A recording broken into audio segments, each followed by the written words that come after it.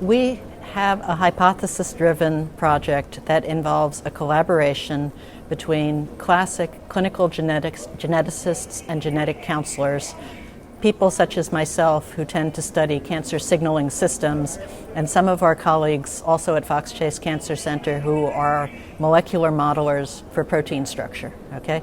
And the reason why we thought it would be important to bring this group together is that the whole area of cancer risk factors, there have been some spectacular successes that have developed over the last number of years.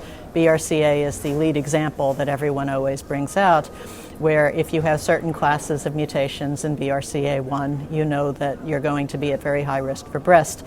And then that has gradually become a more complicated story, because first it was a risk factor for breast, then it's a risk factor for ovarian, now it's a risk factor for prostate cancer as well. And in contrast to breast cancer, there are very, very few genes that have been identified that are clear predictive markers for prostate cancer risk. So what we have done is we have taken the hypothesis that many genes that are risk factors for all types of cancer, prostate cancer included, that have been identified are genes that impair DNA damage response or genes that affect androgen regulation, which are two very strongly linked elements to prostate cancer. And then we brought in the concept from systems biology and from precision medicine in treatment of sporadic tumors. And the concept that we've brought in is that genes that are affected are dispersed through a signaling network. So it's not just the primary gene, but it's all the partners with that gene. So what we have done is we have gone data mining and we have identified a cluster of genes that all interact together in the areas of DNA damage response or androgen regulation. And we've used this as a query set, and then we have exome sequenced patients that have high-risk families for prostate cancer. And so just looking at the germline DNA of these patients, what we have identified is mutations that are very strongly predicted to be damaging, with each patient carrying at least 3 or 4 or 5, so really large numbers of them, okay?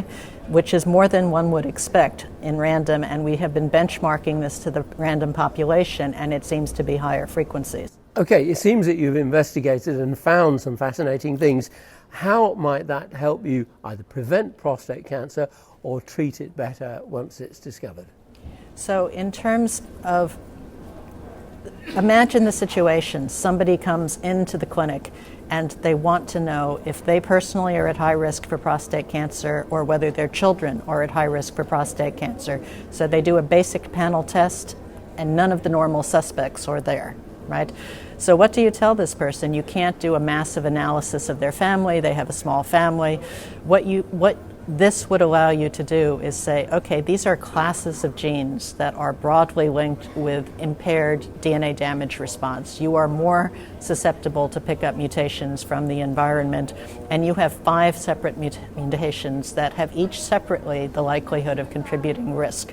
So we think that, based on all of these together, you are probably somebody who should be more actively surveilled. It might be PSA, it might be something else. It also offers some possibilities. So if you have germline mutations in your DNA damage response, this is theoretically something where in the future you might be able to develop a test in your lymphocytes. Just do a blood draw and treat your blood with DNA damaging agents and see, do they respond differently from a normal benchmark population of blood? And in fact, preliminary work that we have ongoing is suggesting that there are differences that are detectable. This is far from being a clinical test I would recommend at the moment, but it is showing some very interesting patterns of difference in people at risk versus not at risk for cancer.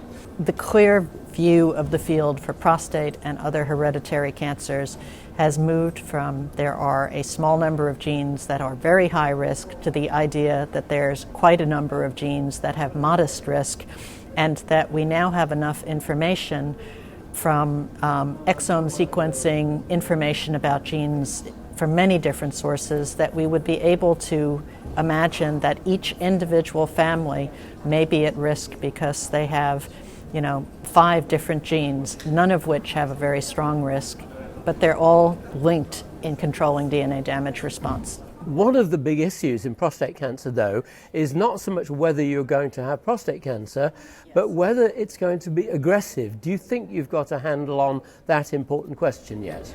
I think that it would be premature to say whether we can make any claims about aggressiveness in the prostate cancer. What we may have is information that can inform the use of DNA damaging drugs in those patients, because one of the large stories that's out there is that if you have, for instance, mutations in BRCA1, you respond better to specific classes of drugs like PARP inhibitors, because you've already got a weakened DNA damage response.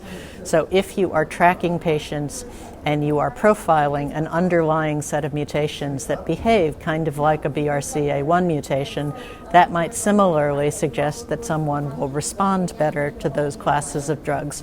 That is a hypothesis to be tested in the future, and it has, of course, the risk. It may be that if every cell in your body has these underlying mutations, it may mean that you're at risk of DNA damaging drugs and you need a lower dose.